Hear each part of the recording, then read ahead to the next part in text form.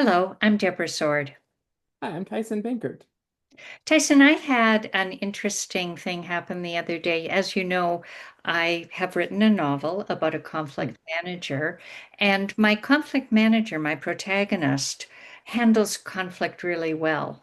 And so I was getting feedback from someone, what do you think of my story? And the feedback I got was that it's well written, an important message. The conflict manager protagonist is interesting.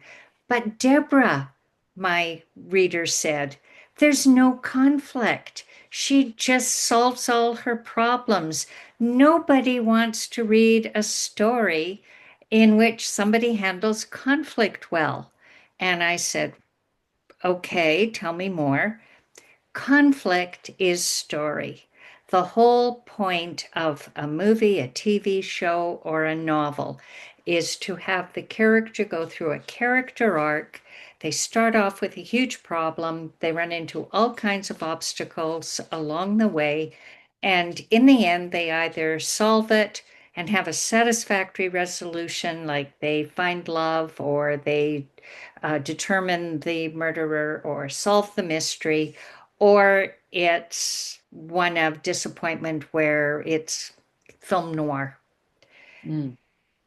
You must have noticed this in some of the shows you've watched. So we're talking about let's have an episode where we do a conflict analysis of a movie or a TV show. Conflict is story. No conflict, no story. That is the common belief. What do you think? I mean, we love the drama, right? And I can't, and I think so many sitcoms are driven by what I hear you say is lack of communication between the characters that result in the hilarity or the conflict and really drive that plot. And you're right, maybe not very, it may not be entertaining, but I think we could learn a lot from these characters that are written in a way in which to learn about how to actually manage conflict rather than what I think it maybe actually ex doesn't explore is how much of the things that happen to us are because we don't aren't able to communicate or have the skills to competently navigate conflict. It makes me also think about the movies and shows that have frustrated me is why doesn't the character just do that, right? Or why don't they ever respond in this way? Or if they only knew that the murderer was their long lost mother, and but the mother, it was a mistake that she accidentally killed the husband, right? But all of that, the whole 90-minute plot, is based off of that, and it makes me wonder though why many of our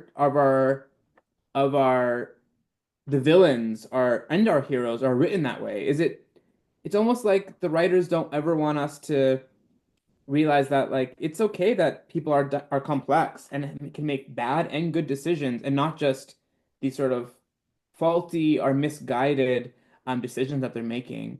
And I think it often it lends itself to maybe a good story, but maybe not the most developed characters. I think that says a lot about us. I completely agree. And my favorite example of that is Shakespeare, Right. the five act structure. And if you look at the plot that Friar Lawrence comes up with to solve Romeo and Juliet's dilemma of how to get their warring families to let them marry, he does this long, manipulative, complicated plot that's guaranteed to go wrong because there's so many moving parts. If if Shakespeare or whoever wrote it, if it wasn't Shakespeare, but if the author of Romeo and Juliet, instead of having Romeo and Juliet get into this plot with the friar, Hmm. if they had just gone to the Duke. So Right. the Duke had this problem of public disorder in Verona, the two warring families. He wanted them to solve their problems. It would have solved his problem. But Hmm. he had this draconian idea where he was going to punish and exile, which just kept the conflict going, each one escalating from the latest grievance. Hmm. If Romeo and Juliet had gone to the Duke and said, "We have a solution to the problem. You tell our parents that they have to allow us to marry and bring the two families together at the wedding. We will make peace." Romeo and Juliet would have ended in Act Three. Nobody would have died, and it would have ended with a wedding instead of a joint funeral. We needed the conflict. I've come to the conclusion that people don't learn the lesson until they get beaten over the head with it. But I know that's not true. We all have the ability to develop conflict competence. So, Tyson, here's my challenge to you.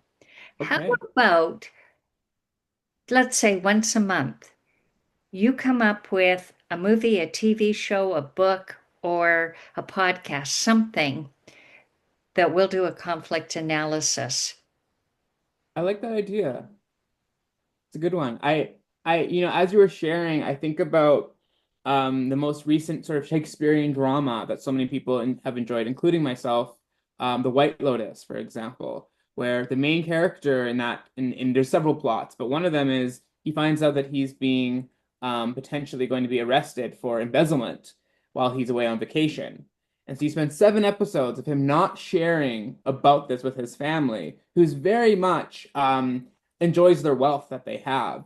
And so the entire plot is of him feeling this way. And even in the end, you still don't ever see him reveal to his family that that their entire fortune is going to be away from them when they get back, when they return. But near the end, a lot of people in the discourse online were saying he just needs to now tell them because they've kind of, the plot just continues to fall when it's like just communicate with them. And I think what it also does is allows for other people to be as competent, right? To like lean into their own skills when they have full transparency and full honesty about what their and in this case what their future will look like.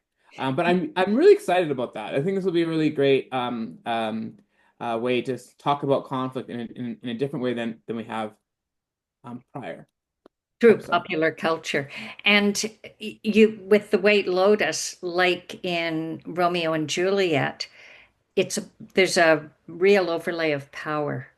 Yes, And yes. who has the power? Who wants to give up the power? The Duke had the power. Um, so we're going to have a lot to talk about. So there's our challenge. Let's come up with something to discuss, and we will rewrite the way I rewrote Romeo and Juliet for conflict competence with an understanding of who had Mm, the power to make this actually happen.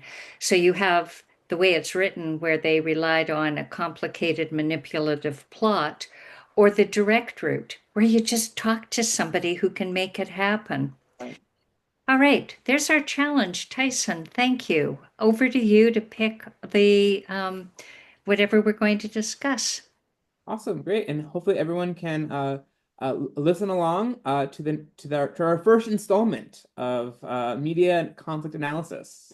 Or when I was teaching at a university and did this, we called it cinema and conversation. It was a bilingual university, so cinema and conversation was in both languages, pronounced differently. So, cinema and conversation, how does that sound? Sounds great.